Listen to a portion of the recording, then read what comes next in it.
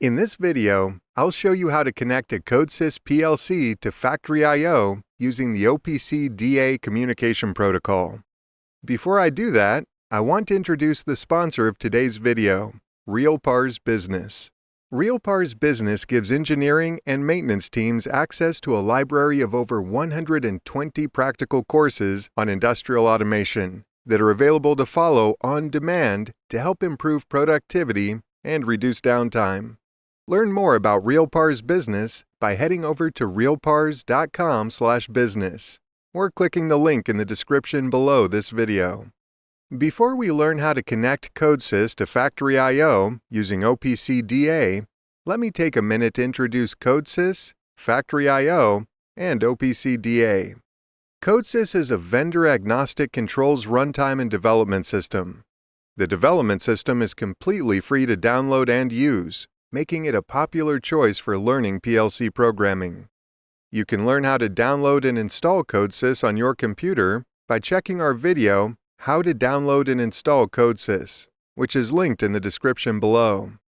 PLC manufacturers like Wago, IFM, and Turk install the CODESYS runtime on their PLCs to make them into CODESYS-compatible devices. Any CODESYS application can be downloaded to a CODESYS-compatible device. This is good for manufacturers because they can concentrate on their core competency of building innovative hardware. It's also good for end users because they are not tied to a single vendor or a single piece of hardware.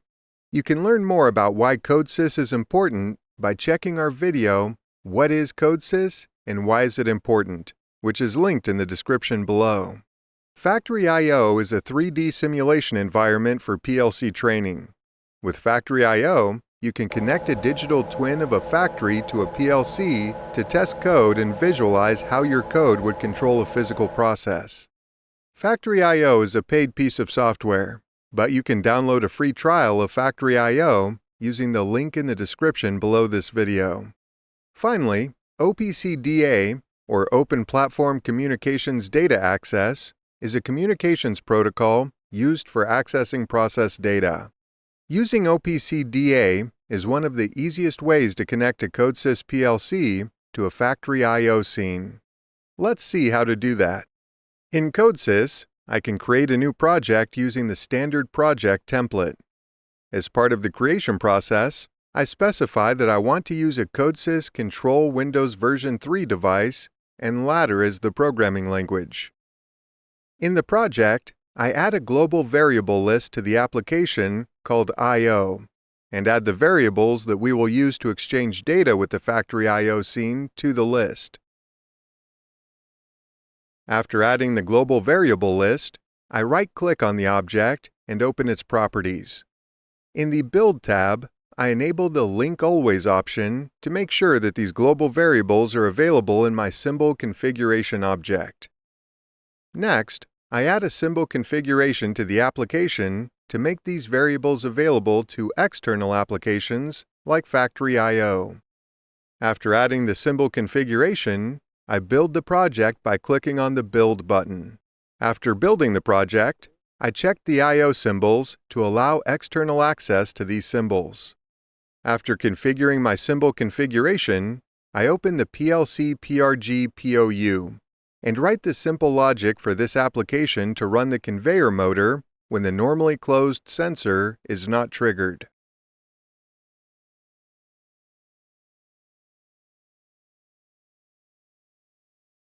If you're new to PLC programming or want to learn how to program with CODESYS, check out our course, CODESYS 1 Introduction to PLC Programming. In this course, you'll learn the basics of PLC programming using CODESYS and earn a certificate of completion from Wago. Once the project is fully configured, I can start the CODESYS PLC from the System tray by right-clicking on the Control Win icon and selecting Start PLC. In the CODESYS development system, I open the communication settings by double-clicking on the device and scan the network. After scanning the network, I select the soft PLC running on my computer and click OK. Now that the communication path is set, I can change the name of the device before downloading. I change the name of the device to Device by clicking on Device and then Rename Active Device, as shown here. After changing the name, I download the project by clicking on Online and then Log in. Before downloading, I get a warning that user management is required for the Soft PLC, and click Yes to configure user management. In the Add Device User dialog, I can specify a username and password for the admin user of the device, as shown here. After specifying the username and password, I click OK to continue the download. In the Login dialog that pops up, I can enter the new username and password and click OK to download to the device. After downloading, I can start running the project on the device by clicking on Start in the Debug menu. Now that the project is running on the PLC, we can configure the OPC server. The CODESYS OPC DA server is a paid product that is available to download from the CODESYS store with a 30-day free trial. You can find the link to this product in the video description.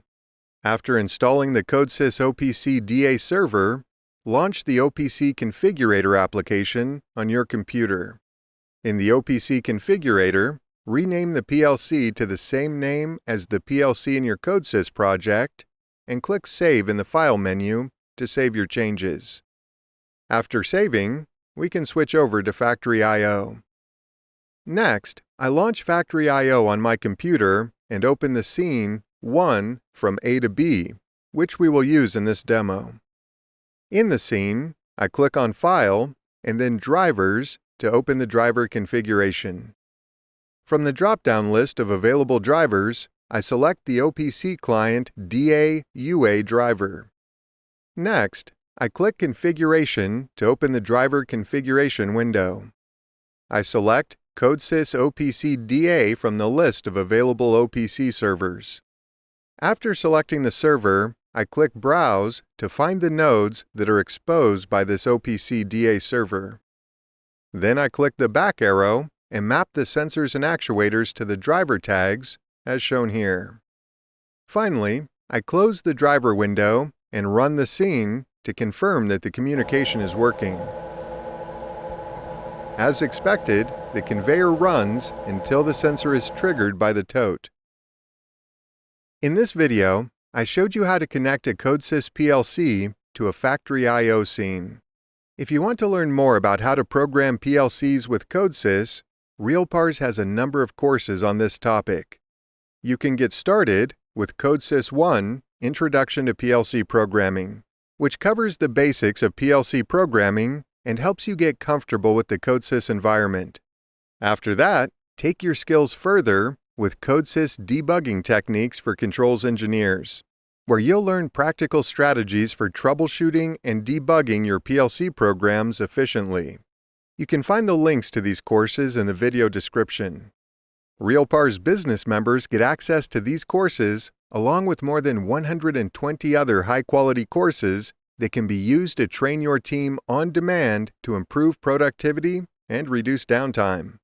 Learn more about RealPARS Business by visiting realpars.com/business or using the link in the description below this video.